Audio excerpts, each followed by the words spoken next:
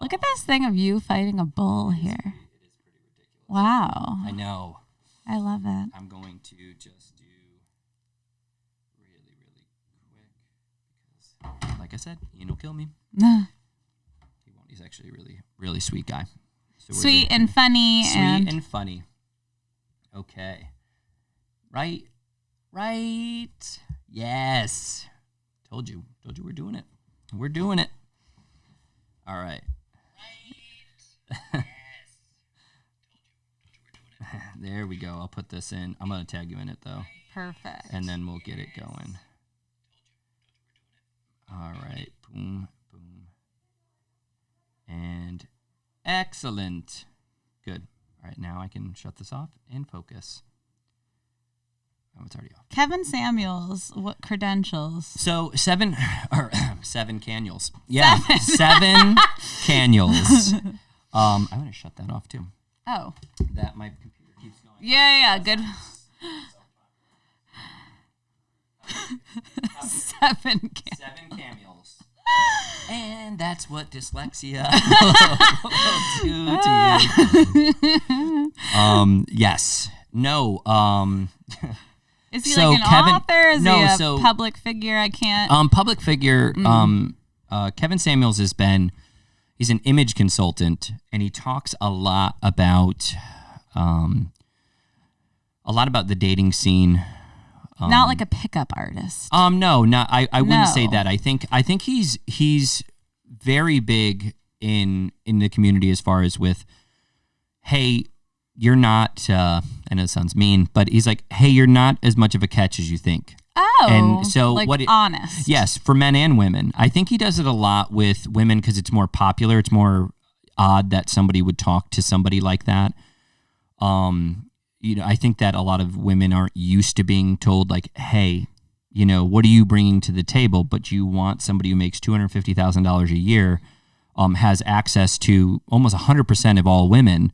Why would he want somebody who's 33, has 3 children, and makes $30,000 a year? You're not getting the equation that this man that makes $250 plus a year, who works his ass off, is very, very groomed, and has done everything, has access to women who are basically he's more high value. Yeah, is what I'm hearing. Yeah, so what he's saying is, why are you setting your standards so high, and you're going to miss, and then you're going to miss all these opportunities.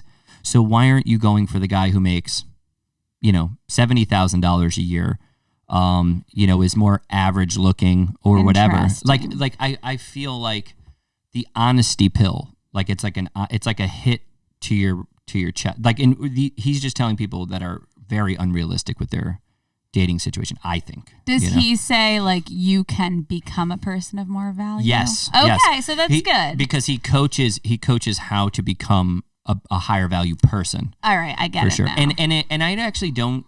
I would say he's not just talking about money too.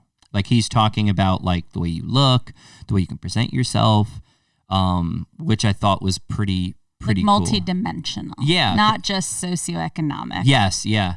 But socioeconomics matter in the dating scene because of what we know with how men and women date across socioeconomic, up socioeconomic and down.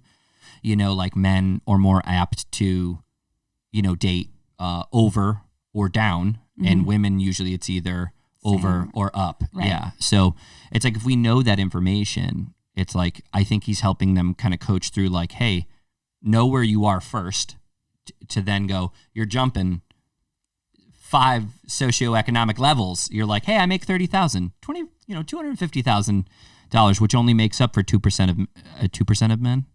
Not many. Yeah, no, it's not many. And it's only 20% if it's 100,000 and more, 6 figures and more. There's only 20% of American men, like men in America who make that. Really? Yeah. I didn't know that. I thought it was way more. That's interesting. Yeah. And okay, so I get it now. And he's not shaming or blaming. It doesn't. Oh no, there's some shame and blame. Okay. Which is why I think he's so divisive. But I don't think it's fair that if we bring him up because if you haven't seen it, because you'd be able to comment if you in kind of do better at being like, all right, this guy's being an asshole, or hey, this guy is like, okay, he's saying some things of value here that maybe that you see in your practice as well. I think it's definitely of value. I was just like, who is, okay. Yeah, yeah. Well, I feel like, I'm, once again, I mean, if I should have told you about him before. So then that way you could have been like, all right, this guy's a dick. Yeah, yeah. I could have, but whatever. It's okay. Yeah. We don't have to reference him as much at the bottom.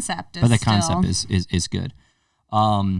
So let's do, we will do a welcome and we'll do all that. Cool. Okay. All right, sweet. So welcome everyone to Ben Knows Nothing. I have the great, can I just call you this the sex healer? Yeah. Is that like that's a cool, that's your tag, that's your handle. That's my tag. It's like trademarked and everything. Is it really? Yeah. Oh shit, I gotta get on that TM. Yes. Yes. So my name is Ben Dubourg. I am your I'm host. I'm Ben Knows. I'm the Ben Knows Nothing. Watch when I turn, it hits the mic. And then this is Amanda Pasciucco. Hi. And she is back again by popular demand. There was 2 people that were in the running, and you won. So, perfect. I hope that they get to show up again, though. Oh, what, the other person? Yeah. No, I'm sorry. Yeah, you ruined their life. No, I'm kidding. No, you did. Poor thing. You did fine. No, it just was the most engagement because of the things that I think that you talk about are not every day somebody gets to hear those types of things. Yeah, I guess you and I are blessed that we're able to hear those things. Yeah. It's not that odd for us. It really isn't. Well, it's super not odd for you. Well, both. I would say both. Yeah. I enjoy talking about anything, but sex and relationships have always kind of like hit home to me. Yeah. They really have. And I think it's just because I work with clientele as well. Not for that, but it's something that obviously comes up. When you're working with humans in the body. Yeah. Oh, for sure. Of course, that comes up, I would imagine. And how many of them come to me for, hey, I want a revenge body.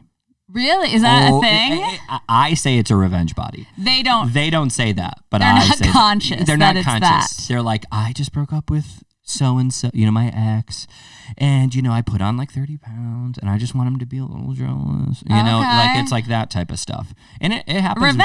Revenge body. Yeah. And I totally get that. It's like, but it's health. You want to be more desirable, which we can get into that too, because I did want to talk about that.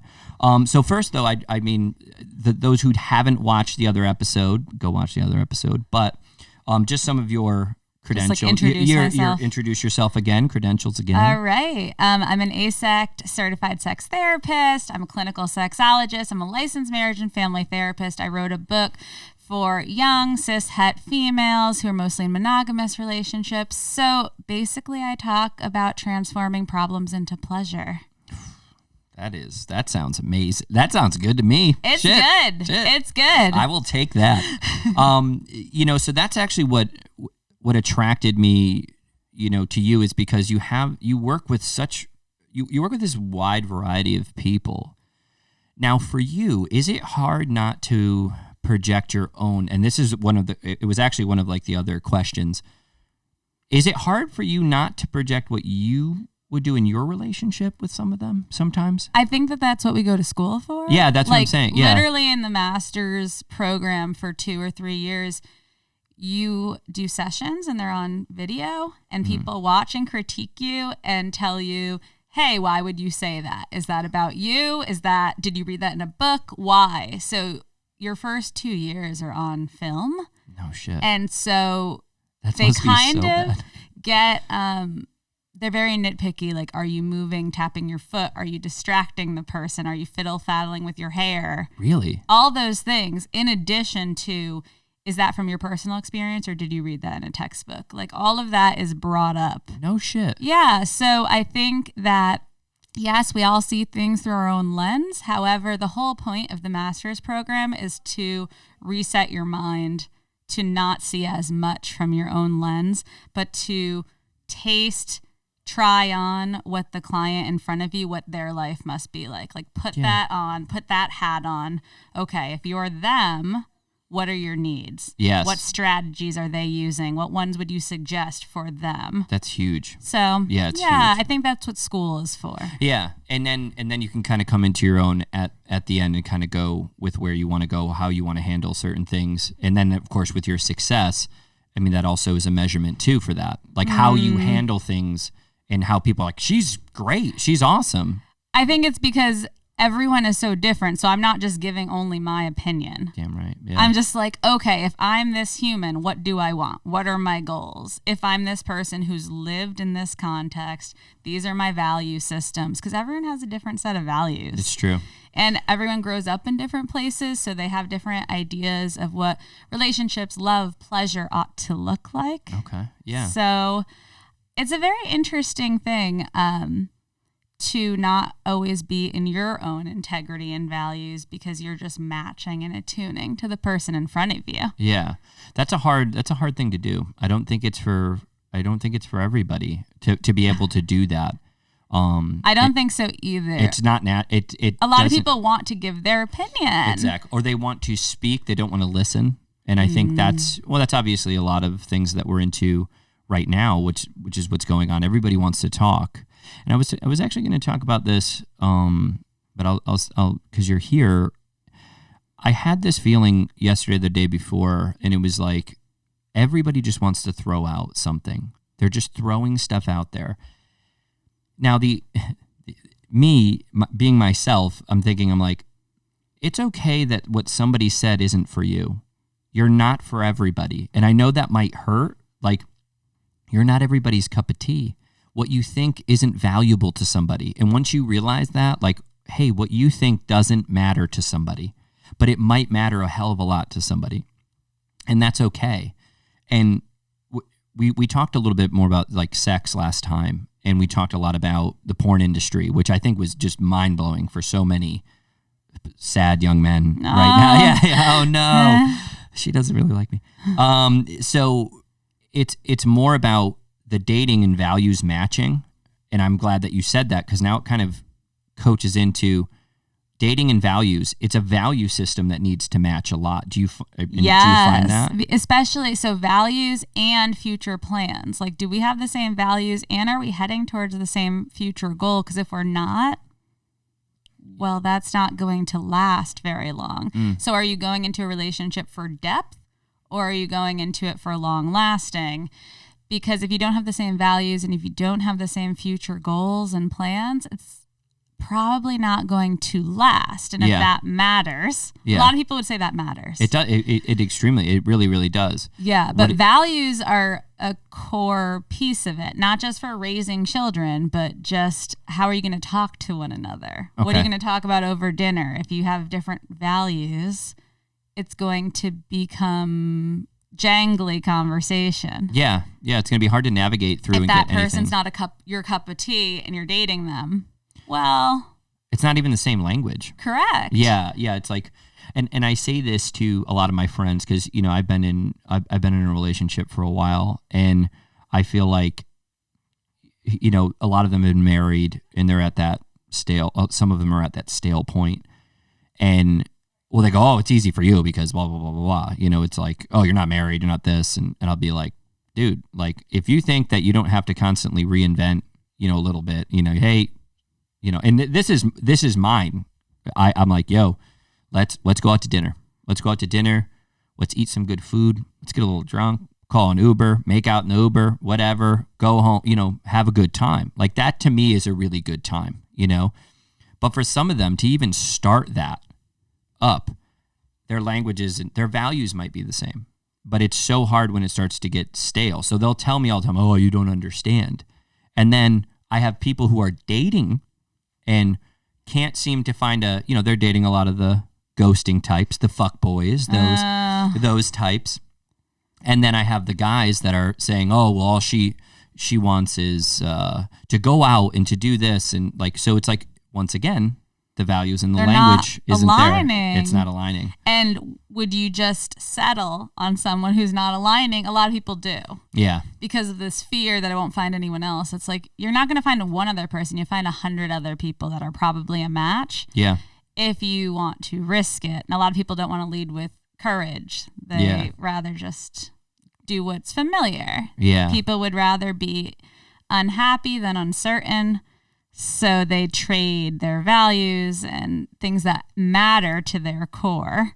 that plays to the security thing we talked about. You know, that when the last episode when we were talking, what do most women that come to you, what do you hear all the time? And it was safety. It was safety and security. And so not just for love, but also for pleasure. For pleasure, for everything. Yeah, that is huge. And I think that when we were kind of talking about that, why is dating life for men and women so hard right now? Would you feel like that men are missing the safety and security, or do you think that, once again, I'm leading again, when do you think that women are putting off what they really don't want? I think it's like a combination. Can it be both and? Yeah, it's no, like of course. I think it's all. It's both, and it's more. It's their, like we talked about last time, there's influences from family, from media, from other sources that really don't have much to do with the relationship. Yeah. And so you're dragging it in. You're dragging the baggage in. We all have baggage, but you're bringing it into the bedroom, and you're, erotic love temple. Right? That's what I call the master bedroom. Yeah. Like the erotic love temple. Guys, get your erotic love temples in order. It's important. It is. Like no dirty socks on the floor, things like that. It has to look good. My bedroom definitely is an erotic love temple. It matters. I don't have a TV in there. You cannot have There's TV. no TV. Well, unless you have to watch porn when you're doing love. Some people do. I don't think it's good to have a TV in the bedroom. I think so too. The computer with a projector, you could project it on the ceiling. God damn, you're bougie. This is good. You're like, get a projector, let it drop down. The seats need to come Yes, up. Exactly. Don't have a television. No television. But I think erotic sex temple. Erotic sex temple, but a lot of people don't think about things like pleasure. They don't think about things like their bedroom. They think about, like how much money do they make? Do they love their family? Some people think about how good looking are they? And like their eye candy. And it's like, doesn't matter how good of eye candy they are if you have nothing in common. Yeah. And I think that's what people are, that hookup culture. And, that's a tough thing that people are battling. I think they always have been. But I think now more than ever, I've seen a lot of really aimless people, kind of wandering, at least the conversations that I'm having. I imagine, you probably have conversations like that way more than most people. But for me, I see I want to know if the expectation of men and the expectation of women make sure that you're hitting that, so then that way your value system could be the same. Do you think people are even thinking that? No. I don't think so at all. They're not. I don't That's why think we're so. talking about it, probably. Yeah, I just don't think it's even a conversation before they go out on a date, before they go out on anything. Like I could speak for myself, very self-aware. Like I'm always like even coming here this morning, I'm like, okay, I have this things. I'm going to be very, very, I'm going to make plenty of eye contact with Amanda. I'm going to make sure that, she knows that I'm in the room and I'm listening. Like that type of stuff. Like, and I'm very aware, like, hey, be aware and be present. I think for a lot of young men, they're going out and they're like, yo, bro, like this chick, super hot, and to be honest with you, language is like, dude, I just want to bang her. Like they're like, dude, I just want to bang this chick. I'm not. But what he's telling her is, oh yeah, I love, oh my God, I love, this food, and I love Mexican food, and yeah, sure. I mean, we could go out. Chocolate? Yeah, I like chocolate. I like chocolate too. Right. Yeah. It's just a lot of bonding. Yeah. And then what she's doing is looking at, his stuff and going, oh my God, he's very cute. He has a nice car. Car's nice. He's got a picture of a dog. He's probably a dog person. Oh my God, he hangs out with his mom sometimes. Exactly. I was going to be like, the next question his is, mom. do you like your parents? Yeah. I feel like a lot of them, it's like, just make sure your values are in line. But right now, people risk a lot talking about their values. They do. They risk a lot. They risk a lot, and they risk more by not talking about it. Oh, no, I agree. And they risk a lot. It's vulnerable to talk about your values soon. It's vulnerable to talk about anything that's private or personal. Because everyone wants to make a comment. Like, everyone wants to say something, and especially if they're judging you, they'll definitely want to say something. Oh, for sure. They'll definitely be, oh, you have that, you do this. Oh, you voted for, Trump. Oh, you voted for Biden. Or you're Catholic? You're Catholic. I guess those things do matter, but it's like by not saying anything and feeling like you're going to risk to scare the person off, it's like, oh, okay, if you did, you did. But if you didn't, what happens if something really, truly doesn't match? I think it wouldn't, because all you're doing is being a shell. Like, you're being a representative. If you're not sharing those things, what are you sharing? So what about, and I'm you could tell me if this is somebody that you see a lot. What about the girl in her early 30s that is kind of going along with a lot of dates? Like, they're just because I need something. All my friends have settled down. They all do this shit. They're all doing whatever they want to do, with their husbands, and they're like, I just need a guy. I need a guy. What do you do for that with that type of I don't want to say desperation, but do you see that a lot? So at this point in my career, I don't see it as much. Okay, it's interesting. I see a lot of I gave them 2 chances. They're not for me. Cut them off. You get to cut them off. I see a lot of the cut-offs. No, I'm more high value. Okay, so we can talk on this. This is huge, I guess. I'm so glad that this happened. Yeah, I think that what you're saying is something that's out there. It's not something I see that much. Okay, so it's more about women that you're seeing that are going for high-value men. Okay. High-value men. So in what we mean, but in context of what high-value men is, usually very, very good-looking, very successful as far as making money and having that, usually between the ranges of over 6 figures. That's usually, so it's like anything over $100,000 plus, which, by the way, I do know this, it's only 20% of men in the U.S. make over that, and it's only 2% and above that make $250,000 and plus. I believe. I think it's 2%. Wow. Because if you think about it, millionaires and billionaires, they make up for 1% or less than 1%, which is why most of them are always in those Forbes magazine a zillion times. Because there's not a lot of new billionaires. Right. So yes, we're going into kind of you talking about that the women are cutting men off for not being as high value or just, hey, this guy wasn't for me. And is it for those types of reasons? It's for those types of reasons. I also see it in same-sex men couples. Okay. Okay. I'll give them 2 or 3 dates, and then if they're not making enough, I'm out. Really? What do you say to that? Like, what do you say? Like, is it like, oh, I'm just like, okay, so what I'm hearing you say is that person's not a match for you. Can you let me know what specifically is a no for you? Yeah. What are the flags you're looking at? Okay. And if they say things like, he was cold, he was rude, those are okay. Yeah. Reasonable. Yeah. First date, you're not being warm. I get that.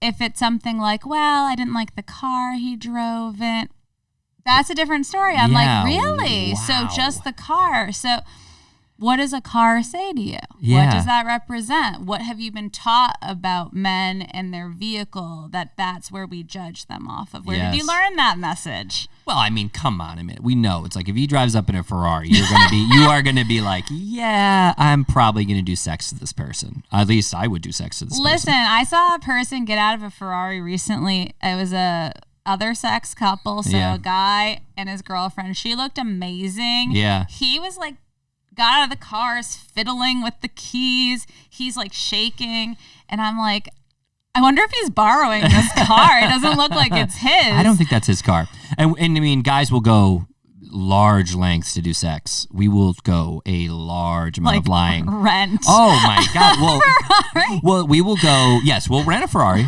Ask me if I've rented a Ferrari. Have you rented? No, but a sports car? I never have for a date. I've always used my charm and personality to do sex, which is okay. But I've always drove a decent car. But I think that shows you value yourself.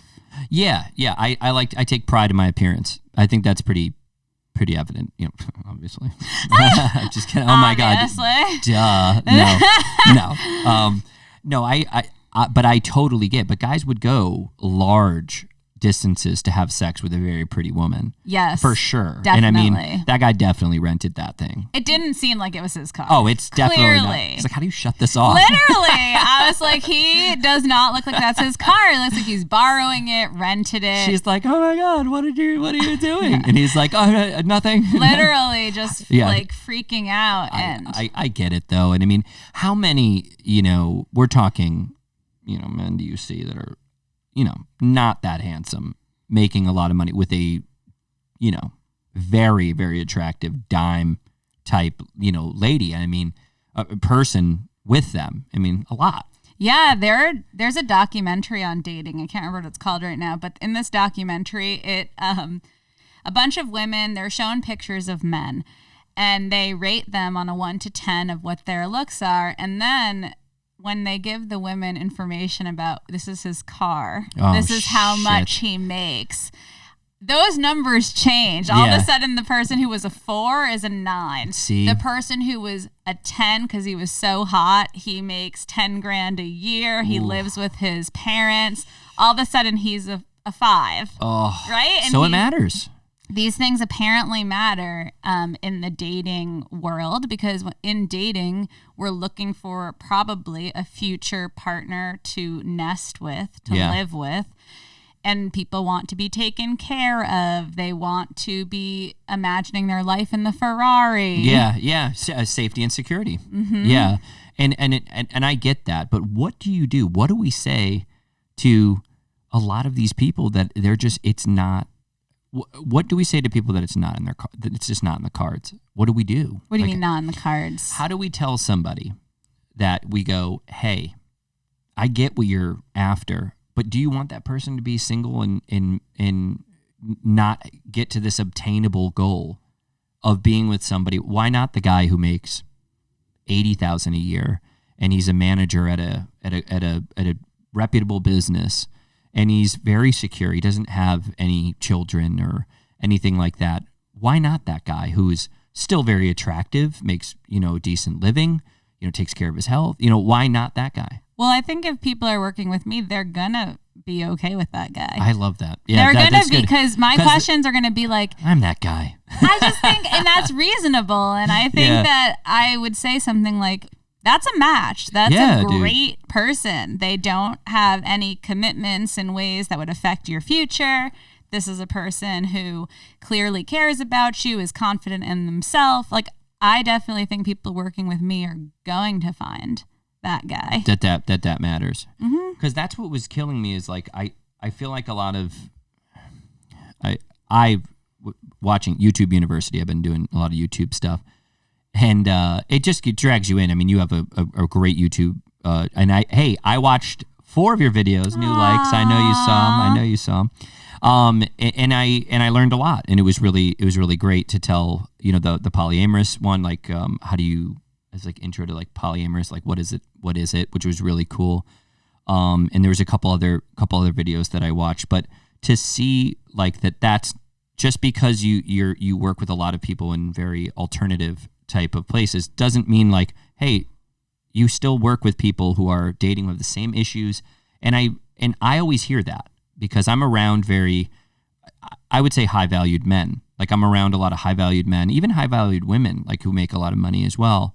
And what I've found is they're dating very good looking women, generally speaking, like, and that person is very, attractive, and, they drive really nice cars. They take very good care of their health. They make, over 6 figures, that type of stuff. And I just have been blown away, by, was this all this weird? It's not weird to me. Right? No.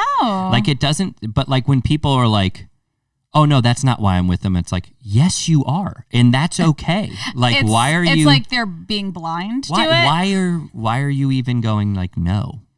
It's weird, right? Because aren't humans like that in ways, though? They are in like denial of certain things. I know parts of me can be in denial about things. I guess there's just like, we can't hold all truths in our head at once. Yeah. So it's easier to be like, no, that's not why. I would not never. me. I would never. Me. Right. yeah. It's like, oh, you're full of shit. Yeah, right. that's and okay. We all are. I don't think that they're doing it on purpose I think that it shows that they're not self-aware. Right? Okay. And you're a self-aware person. I've worked on being a self-aware person, and someone who's like, that's not the reason. Well, maybe you're not that self-aware yet. Yeah. I will have compassion that you think that's not the reason. Okay. Yeah, but then you'll lead them to go, hey, have you really taken a better look at this? And I'll probably even go further than that. Sorry, y'all, so annoying. I'll be like, so have you considered how multi-generational trauma of your grandparents and your parents and how you've been communicated with your whole life is affecting how you view the world? What are you talking about? And I'm like, right, systemic implications of trauma, that you're being in denial because for our grandparents, it wasn't safe to be totally vulnerable, totally truthful. They were living in a generation where it was about survival. Okay. In many ways. Yeah. So we've been passed down communication skills that aren't the best. Okay. So we live in denial and la la land at times, not because we want to lie, but because we don't really see the whole system. We don't see all the information unless we go look for that. That's true. Yeah, and also people, that don't want to see it would not admit. Just like, I didn't want to talk about that. Or I don't feel. It's like it's too much. It's too much. They'll just be like, no, let's talk about something else. Yeah, I just like as far as with this, it's like just say be it. Just open. say it. Just say it. Like I don't. But that's, again, self-aware. Not that everyone needs to be self-aware. Some people, that's not their value. That's a value of mine, and it's a value of yours, which is part of the reason why we get along. We appreciate taking a look at all the different angles. Yeah. And not everyone values that. Yeah, it's something that I've learned, and when I did come to terms with it, it can kind of depress you a bit. It's a little like a bit of an existential crisis for Yeah. a moment, and then it's like, well, yeah, it's better to be blindly ignorant? Some people would say yes. Yeah. Not for me. It's not in my value system. For me, yeah, it gives me anxiety if I didn't know. If I didn't know, it's like someone else would see that and I wasn't. Yeah, like what I value in a woman, what I value in for me personally is like when I started talking about it, I definitely could see people judge you a little bit, and I'm like, I don't give a shit. I'm like, I don't care. She needs to be good looking, well kept, needs to make, Did you tell this to the partner you have now at the beginning? Oh yeah. Like you were like, you need to be. Yes, yeah. Like I mean, not like that. But okay. I mean, she kind of gets like, oh, you like me when we go out to dinner and I look really, really good, and you like either picking out the dress that I'm wearing or the outfit, or telling me that the top looks good, or that this, like, I like when she looks desirable to other men, women. And I just like desirable. That. Just she looks desirable to me too. It's important. And I also think a little jealousy is good too. Not jealousy. Like envy. Yeah. Like where you're looking at like guys hit on her all the time. And I'm like, cool. That's like, fine by me. Mine. I'm very comfortable in myself and with who I am. And I like that. I also like, as far as the not working well, but with my family, you know what I mean? You need to be family oriented. You need to have good communication skills, and you got to have thick skin if you're going to be with me. It's true. Self-aware. And be very self-aware. And thick skin. Like thick those skin. Are two. Yeah. Yeah. It's hard. I'm not an easy person to date. For sure, because I am on the go. I've been better though. I think I've been better. I've been told I've been better by people who think I was not better before. Better at what? I'm like, the listeners want to know. Okay. I want to know. They want to know. So I've been much better at being present. Oh, good. Being present, and my value systems have changed. That I went from before with this unrealistic expectation to make more and more money all the time, money, to then now going, what's valuable to me is time with family and time with friends. Mainly family, though. I found that it is a complete reward system for me. Being able to spend time with, my mom, my sister, my brother, talking on the phone with them, seeing my nieces. I was going to say your nieces. She hugs me yesterday. She's like, I swear to God, I know she was on the podcast. She hugs me. She's like, "This is the best day ever." She says, so I'm like, "Oh my God, get this kid away from me." So it's like you need to have somebody that has that same value. And I've dated somebody who I thought had that value. And it turned out it was all talk. Oh my God, it was awful. It was the most spiteful, treacherous. These things matter. Oh no, it was so bad that I was like, I didn't even recognize the signal.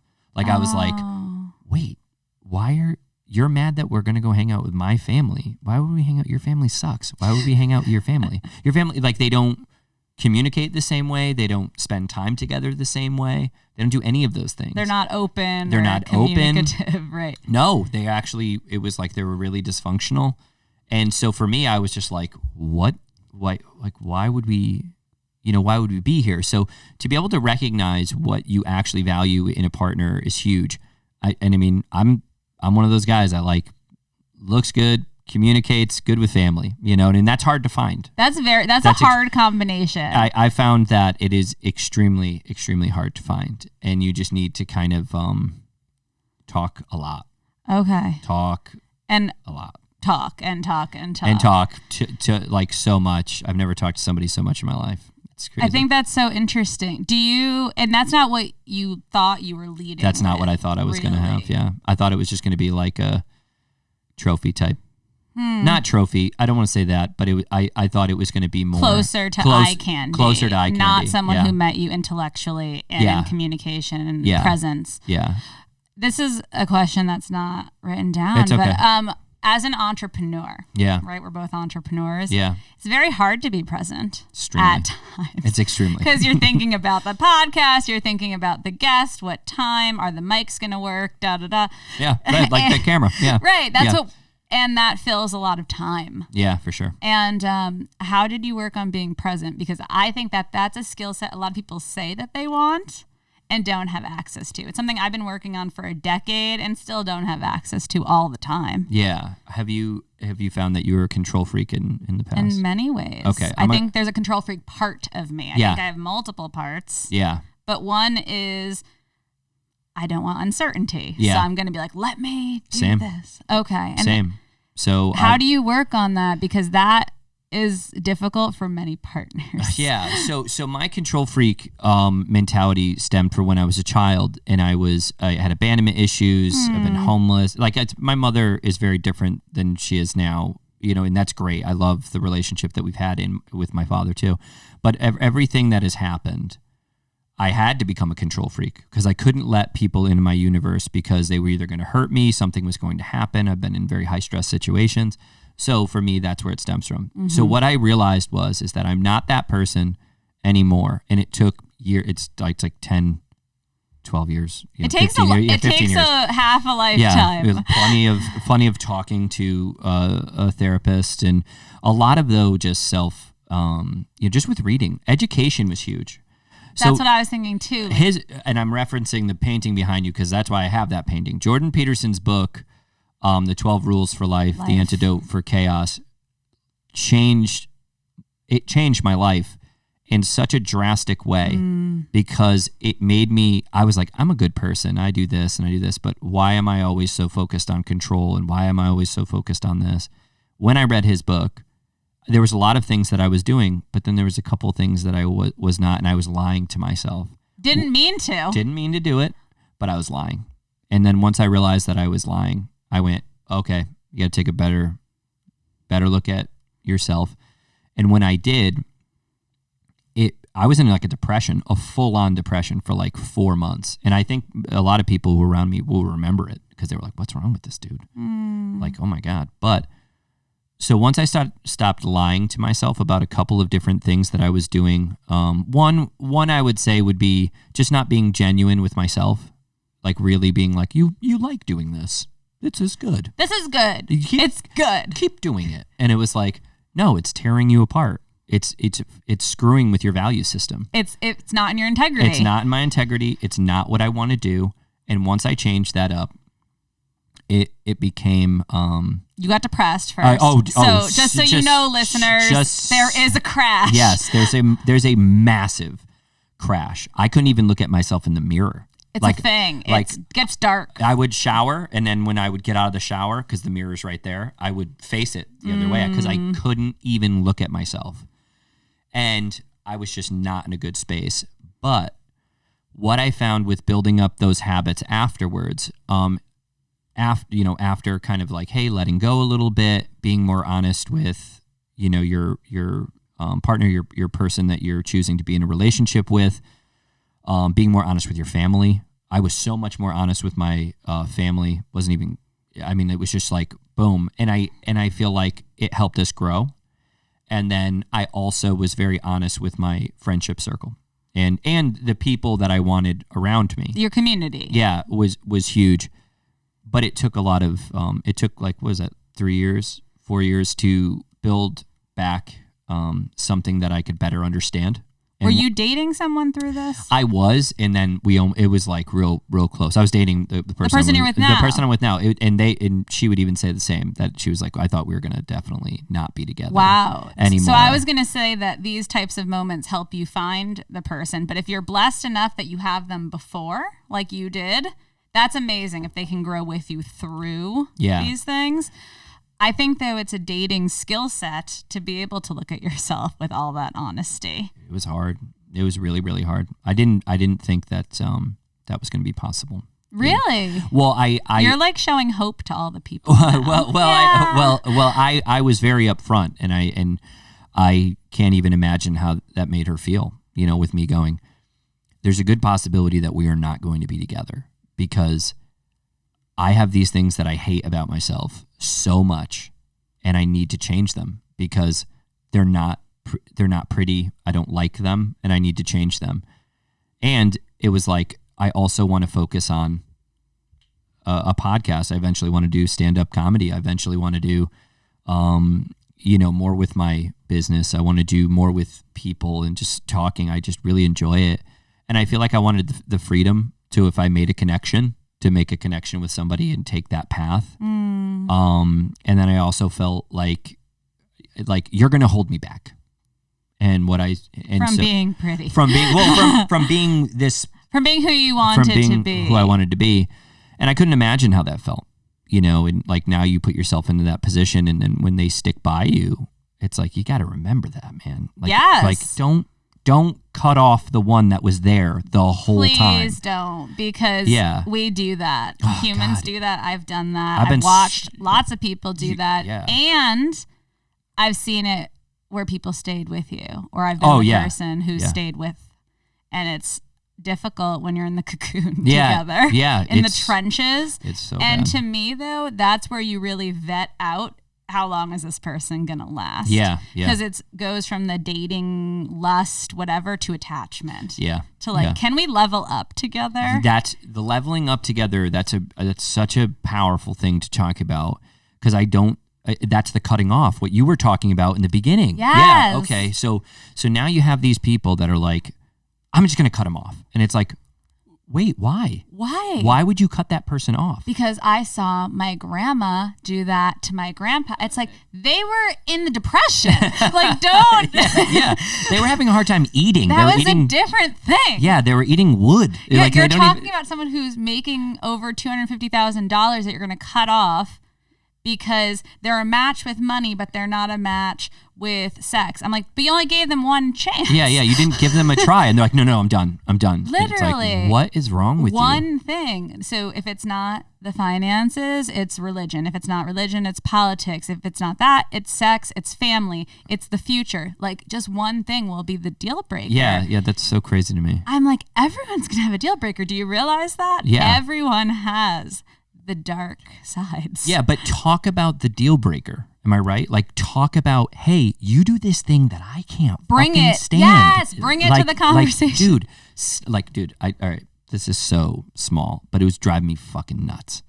So she was folding the clothes, and I go, your partner? Yes. Okay, and I'm like, she. And I go, she's folding the clothes. I'm like, why? Dude, we hang our clothes. Why are you folding them first? You're doing 2 steps. And instead, like, one day, I was sitting there, I'm like, I gotta say, I can't not say something. You didn't say something right away? So I've been saying it kind of little bit. Hey, you know what? We hang our clothes. Why are we folding these clothes? And so finally, I'm like, all right, here's the deal. Please stop doing this. It makes me crazy because it's like, we hang our clothes. What are we doing? And she's like, you know what? Good point. I feel like we've been doing, and I'm like, okay. And I'm like, what am I doing? You know, it's do like, you have an equivalent? I do. I have an equivalent. Of course, so it'd be like, hey, every time you feed the cats, in the food, you know, you don't bring the next, because we feed our cats bougie food. So you have to take it out of the freezer, let it unthaw, so you can give it to them because it's like it's real. In the freezer. It's like legit food. It's like real food, like real the raw food. Yeah, oh my I goodness. know. We're doing pretty well. That's amazing. Yeah. So I don't do that sometimes, and it's like Dick, the cats are hungry and their thing's frozen. Now we got to, you know, what are we doing here? So it's like it's the like equivalent. You're not considerate of the cats. You're not considerate of the cats, and she's not being considerate of efficiency. So and time. Just say something. So in 20 years, you don't flip out and you're like, what the fuck? And you're like, I can't take you anymore, and you leave because you didn't do one thing. And it's like that was and I know Jordan Peterson's new book that he had, which was Don't Live in the Fog. Like don't just sit there and just be like, oh no, it's no big deal. Nah. Yeah, it's fine. I don't mind that he does that. He's fine, or she does, whatever. And it's just lying. Yeah, again. You're just lying, small lies, and then over 20 years, then you wonder why they drowned him in a tub. Sorry. I know. I went full circle. What? Yeah. But these are the things of dating that matter, and these are the things of relationships that matter. Yes. Just you have to it's an ongoing conversation. You don't stop dating just when you vet the person and they're good enough. It's like, no, because you're going to keep attuning with them. Yeah. How are you with the cat food now? Oh, I'm really good with it now. Super good with it. Yeah. You both grew. Nailed it. You both grew. Grew-ish. So yeah, it's like not about cutting people off so soon. It's like cutting people off is the same as settling to me. It's like they're both extremes. Neither is like balanced or harmonious. Yeah, and do you think that's kind of attributed to like the ghost culture too? Like, hey, just end it. It's done. See, it drives me nuts. Like I don't understand that like type of mentality. I've always had if I have an issue with business, like with an employee or with something, I'm like, hey, you're doing this thing. Change it this way. Wait, and do you ask consent first? So like, I love this. We're about to have Okay, because I would say, hey, I'm noticing a thing. Do you have time to talk? Yes, I'm not going to be like, yo, by the way, just do this. So you do. No, what I would do is go, hey, can I talk to you for a little bit? These are all dating skills, everyone. Yeah. Hey, can I talk to you? Getting consent. Hey, can I just kind of talk to you really quick? Let's sit down. I do the sit down thing. I do that. Do you have time? Yeah, I do the. Hey, can we talk for a little bit? It's Is like that okay? It's like the anxiety goes up a bit, but it brings attention. Then to you the sit moment. on the couch and you're just looking forward. Yeah. But these are really important life skills versus just cutting people off. Yes, and I've done this. I've done this in my business, and I've done this in relationships. I've done it with family problems. I was going to say family. Huge with family problems. And I've even had, it's like, I'm not the guy that's always going to be the one like, hey, I'm a lot of times being like, hey, can we talk? Somebody's saying, hey, can we talk? I'm like, yeah, sure. And I'm like, oh shit, I didn't even realize I was doing that. Like you're receptive to receive it. Well, I mean, versus defensive. Well, in the beginning, sometimes I can be, and anybody can be. You're like, fuck you. Yeah. Like, I'll fucking kill you. And then you're like, oh, sorry. Sorry, I don't know. That was just my first response. Yeah. I don't know what that was. I love that part of me. I give it compassion. Super primal. Super primal. I want to kill you. Oh, no. No, because it's true. I do that. And I mean, I imagine you probably do too. But yeah. So easier when you're a therapist not to say I'll kill you. I'll kill you. It's much easier. Yeah. But when it's like a family, friend, partner, you're like, what? You're insulting me? You're like, I'm gonna cut you. Me? Yeah. Excuse me. Yeah. But then do we come around? Of course, right away. Yeah. At this point in my life, right away. And it used to take forever. Not in a condescending way. No, in a. Okay, I'm here. I'm going to own that I was just a little crazy when I said I'm going to cut you. I don't know what that was about. I'm so sorry. Just pet me. Okay. Yeah. Now I'm here. I'm engaged. That part's gone. I'm a mature, centered adult now. That's so funny. So what did you want to tell me? Now, present your case. Present your case. Yeah. I love that, because it is a valuable skill to do. And before, in dysfunctional relationships, I noticed, which I was a part of much of the dysfunction, there wasn't any of that. It was smashing, doors and No. crying on doors, no, pounding, you piece of shit, all this other, and you're leaving. just you're leaving. I'm out. I would just leave. I'd be like, I'm going. See, I was the, I could do that too. Fight. But like a lot you of were fight. I like to fight. I was the flight. I was like, I'm out of here. Oh my God, I love a good fight. And I apparently would trigger an abandonment wound in people, right? Yes, I'd be like, I'm out, leave, and then, yeah. Right. See, I'm the one, I'm like, let's go. I'm so ready for this. And then some people who are probably listening are the freeze people. Yeah. They just sit and don't do anything. Yeah, yeah. And that's a whole different. Fight and flight are similar. Freeze is also a response, but it's different than the explosion of leaving or hitting things or screaming. Because it's none of those. It's nothing. It's like, you're doing nothing. Yeah. What do you think? What do you think is like the most damaging one out of those Freeze three? is the most complicated for me to sit with. Okay. Like, I get why people do it. It's very powerful. Yeah. To just do nothing. Yeah. Shut down. They just sit there and you're like, hello, I'm talking to you. Hello? And there's nothing. They're just ghost, but there. Shit. See, I would feel the worst about leaving or fighting with. Like just the freeze. You don't know what to do with it. Well, because it's just like it would make you feel bad afterwards, and then you'd get no communication done because there's nothing, and then there's you still just yelling. A trauma response. Oh, fight, flight, freeze. Like no shit. Yeah, that one's the most difficult. It's just like do something else. I have nothing to do. You're doing nothing. Yeah. I've been in. It's mainly those though. Mine is mainly fight. Okay. Like even that's your like go-to. Yeah, I had somebody break into the house one time, and this was a long time ago when I was a kid, and there was no freeze or do nothing. It was run and I will kill you. And that wasn't the best response either. I'm not saying that was good, but which that's what one I did. did you do? I went to go run and try to fight him. Oh, fight. Okay, not run away. No, run towards. I was like, you're gonna die. Yeah. Okay. Like. Yeah. You're basically a gladiator. I don't know about that. Basically, you're very small, charge. A little gladiator. Doesn't matter. Yeah. I'm gonna definitely. What happened? He jumped the fence, the first fence, and then jumped the next. Yeah, I tried to grab his foot, and then gladiator. There was another time. I can't legally talk about it. I'll tell you after the podcast. Okay. Yeah, that was a good time. Somebody broke into my buddy's house, and we both were actually in the house. He just didn't know because his girlfriend took the car. So he broke into the bottom. We were in the top. Yeah. That sounds wild. That was extremely wild to go, what the hell's that noise? You go downstairs, and we went in the basement, and there's only one way up, and we're at the top. So we went down, and we're just like, what are you doing in here? And he was like, I'm like, and he was like, the look on his face was just terror. And it was just, there's two of us. There's one of him. It did not go well. Wow. Not for him. And then we called the police. The police were called. All that other stuff. That was in New Britain. Great time. I love that relationships and hard-hitting New Britain stories are in the same podcast. Yes. Yeah. So we have a couple questions, a couple really good questions. Yeah. And I was really excited for this first one. So this is all from Instagram, the gram. The gram. Does a man's desire for power and control in the bedroom, i.e. sex, kidding, physical touch, his terms and his terms only correlate with the past negative experiences? Is it a correlation with other areas of dominance outside of the bedroom as well? I think that I see this a lot. If it's correlated with things outside the bedroom as well, I would start to consider if this sex or whatever in the bedroom is actually safe, sane, consensual. If he's a very high-powered man outside the bedroom and then he comes home and is submissive, that's much healthier.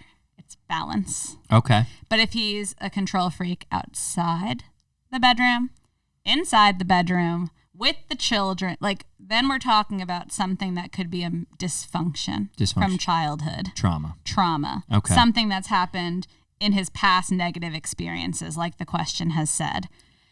Because it says in his terms only is what the question said. Yeah, only on his terms with sex. What would that trauma, what would that be?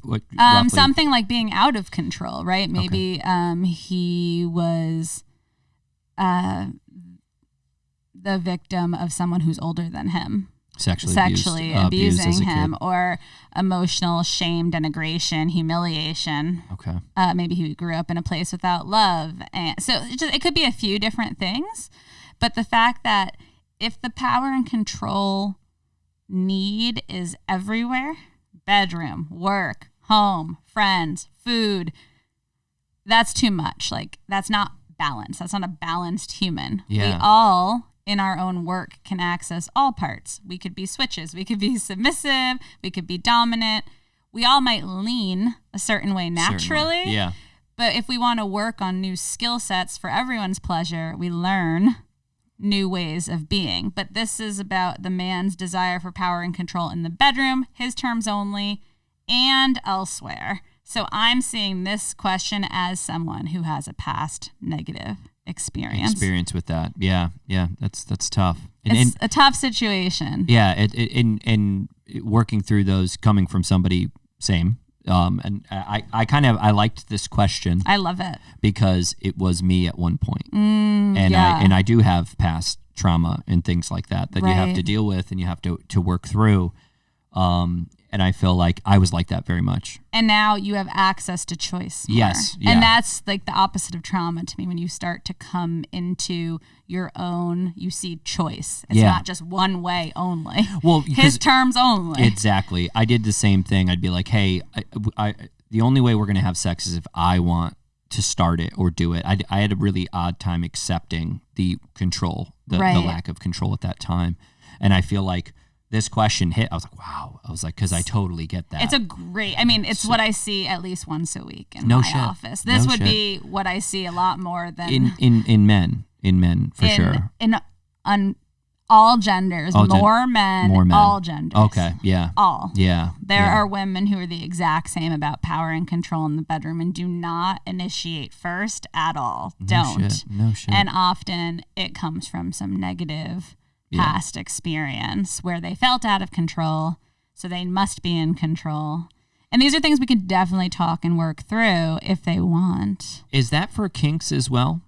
I think there's so according to the research that people have done on the kink population, there isn't a correlation between negative past sexual abuse or any abuse and people who decide to be kinky. Okay. Not a correlation. Got it. They haven't done as much research as I would like because funding for pleasure is not as big as funding for things like HIV. Right. So they don't do a lot of these tests, but in the ones that they've done, they have proven no correlation. Okay. So, okay. Yeah, that's huge. That's a great question. Yeah, it's great. How do you navigate when one's partner's goal is to finish, but the other is physically unable to? Yeah, I think this is an interesting question, too, because we had talked a little bit about it before. Yeah. And do we mean physically unable as in a disability? Do we mean physically unable as in there was a trauma to the genitals? Yeah. Whether it be mental trauma, physical trauma, we don't know. But when one partner's goal is to finish, someone's goal ought to only be, I guess, in my opinion, in partnered sex for themselves to finish. Mm-hmm. Saying that you, my other partner, must finish is, to me, I think it's nice and considerate. However, it's crossing the line if one person cannot and you're saying you have to finish. Yeah. The goal is to finish. Yeah, and the it's goal. like that's crossing over to someone else saying, well, Ben, you have to finish. Well, how can the other person tell you that? Well, trust me. I mean, I would definitely finish probably sooner than to expect. So no worries on my end. But that's like a thing, right? But yeah, I actually agree because I went with the like a disability, like something that has happened, and then you went with trauma, obviously, because that's where you would have went to, which is a huge, that's awesome.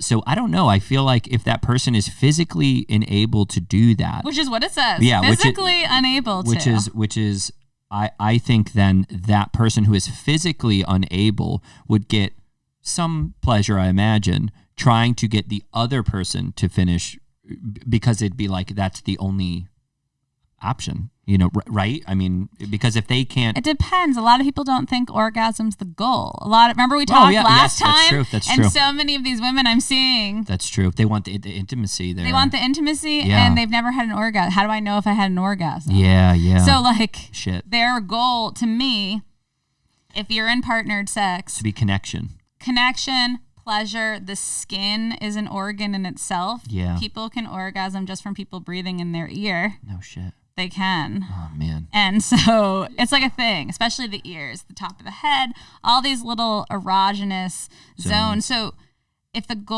one person's goal is only to finish, to me, you're missing a lot of the experience because the other person's physically unable to. Yeah. So I would say we need a little bit more on that one. It's an intense type of thought, though. If we could get more details on that one. If we get more details. If you can yes, reach out to I'm that pretty person. sure it came from, my Instagram. Yeah, your end, yeah.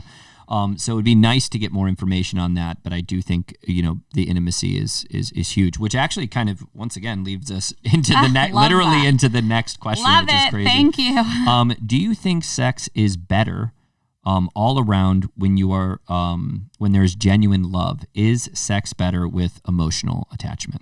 And I'm super. This is real biased, not based in research necessarily. I think, of course, it's better that way, but I'm a licensed marriage and family therapist. It's kind of biased, right? Yeah, I don't think. Okay, so I think that this borders on the line of where I don't think that this is bias at all. I think but here's why. I think the question is the in-depth. Of course, when somebody loves you, it in my opinion is better. The connection, the emotion, the endorphins, the synapses, everything is firing. When they truly care about you. We don't even have to say love. Okay, fuck the word love. We don't have to say just love. Emotional connection. Just a giant emotional connection bordering care, or care. It just is. I would say yes. I think it's. I think better. we're both biased, though. Maybe. I think we both are, and that's okay. I just think that there are humans. I've met them. Yeah. I'm not this human, but I've met these humans who love the thrill of going to just a place like a dungeon and doing a play scene, and it's sexy, but it's all dopamine and adrenaline. There's no love. There's no oxytocin. There's none of that. Yeah. But there's a lot of dopamine of this is a new person. Yeah, I get that because I've gotten the new person thing. And that is not loving yet, yeah, right? But, no, there was no loving. There was no loving there. But it's a different feeling in the body. So do I think it's better all around? No, I don't think it's better all around, but I think it's better when there's no love for some people, not demisexuals, not all people, but some people. It's better because they feel safer. Yeah. Right? And they feel cared about, like you were saying, the synapses, etc.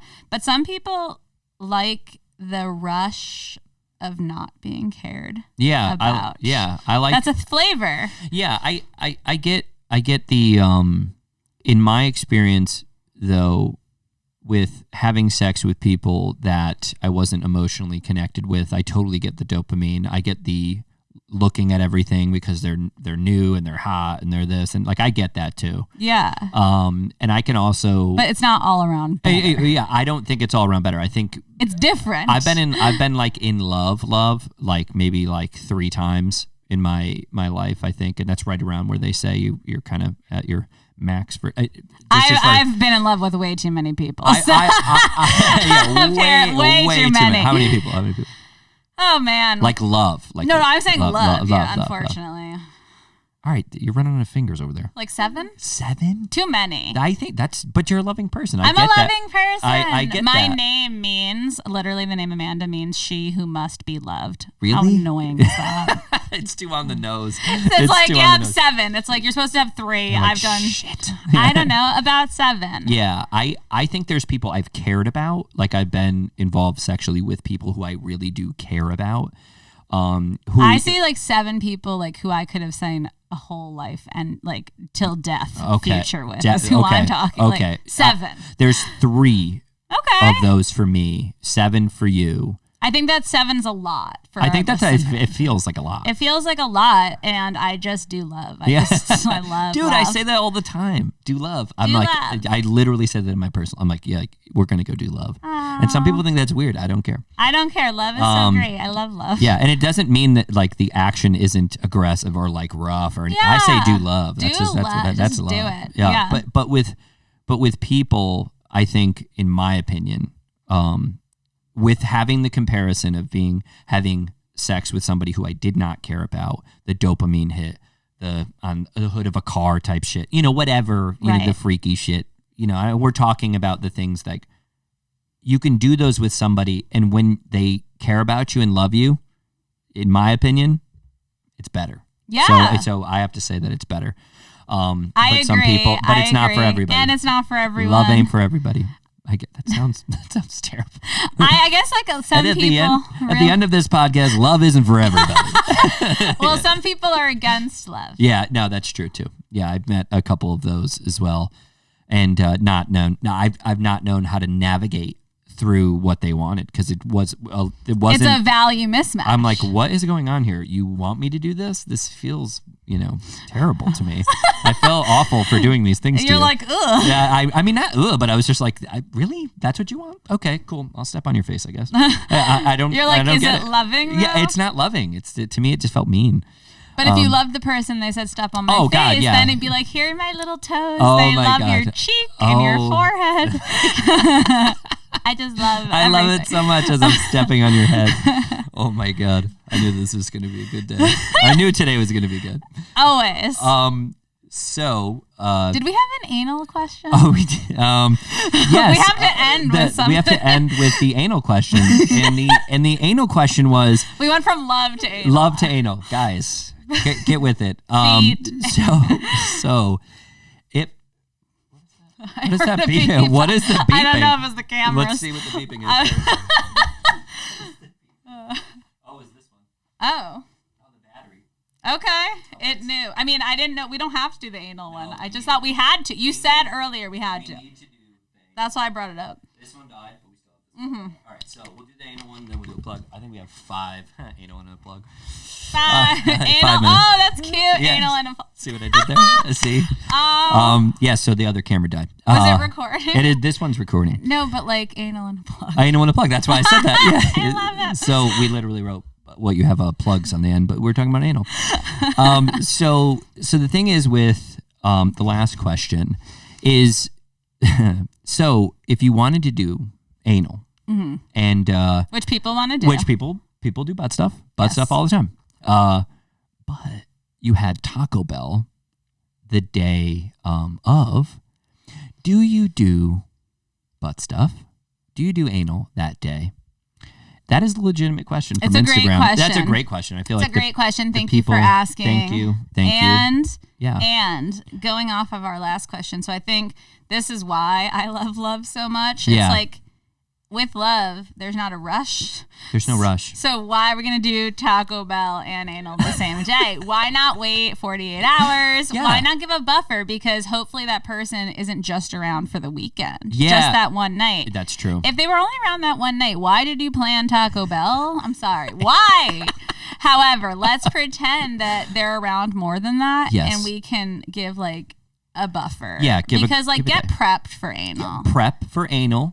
Taco Bell, maybe not the best choice day of. No. And they maybe they're chasing dopamine. Maybe they're chasing the risk. Yes. Maybe they want that.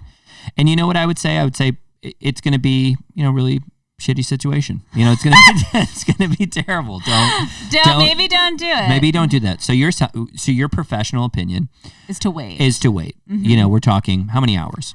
I would definitely wait a day. So a whole day. Like a whole day. A whole 24 Okay, hours. so wait a whole day. They'll probably be pretty do clean. something else. Yeah, do something instead. else. Mouth stuff or anything hand. like not anal. Nothing with the butt. No. Yeah, stay away from your butt. Do massages. Do something like touch oriented. I don't know if relaxing them is going to be any better. It's going to lead to more, relax. There's going to be more. But I'm thinking the next day. Oh, then, yeah. Right? If you have like sure. a connection, of massage instead of anal, and then the next day you're about to do anal, right? It's like a nice build up. That is true. Yeah, it's a nice build up. It's a really nice build up, and I feel like this is a weekend question. This is a Friday, Saturday, Sunday question. And don't get Taco Bell on Friday. On Friday. Just wait. Yes. Wait till Monday. wait, you savage. You savage. Literally. Yeah. Nothing wrong with being a savage. I'm a savage. Me too. I total love the savage. movie Savages. No, I'm a total savage. Savage. But so we're not great. gonna do. But no one's gonna do Taco Bell before anal night. Like, come on. Yeah, Taco Bell and butt stuff. There's not a whole lot of. There's not much like grace. Yeah. There's not a grace period. Correct. That's fair, and that's not the best. Food. In the world. So, do you have any plugs? Like anal plugs? Yeah. I mean, not with me. But yes.